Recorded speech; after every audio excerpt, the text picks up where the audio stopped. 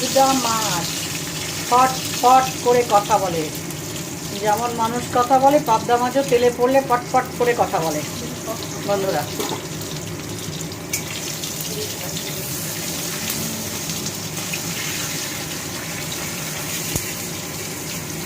এখনো রান্না কমপ্লিট হয়নি, আছে বোন রান্না করেছে।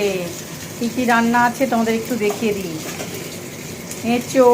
এঁচোড় ঘন্ট, মোরালা মাছের টক করেছে, এই মুন্ডু ভাজা, কিসের মুন্ডু ভাজা বলো তো, মোরালা মাছের মুন্ডু ভাজা, সজনে করলা ভাজা, আর হচ্ছে ধোঁয়া ওঠা ভাত, এটা হচ্ছে তুলাই পাঞ্জি চালের ভাত।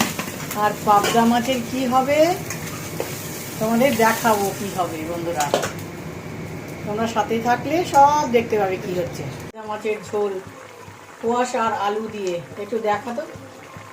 হয়ে গেল বোনের হাতে, এবার প্রথমবার খাবো পাবদা মাছের ঝোল কুয়াশা আর আলু দিয়ে, কালো জিরে দিয়ে, পাতলা ঝোল গরমকালে।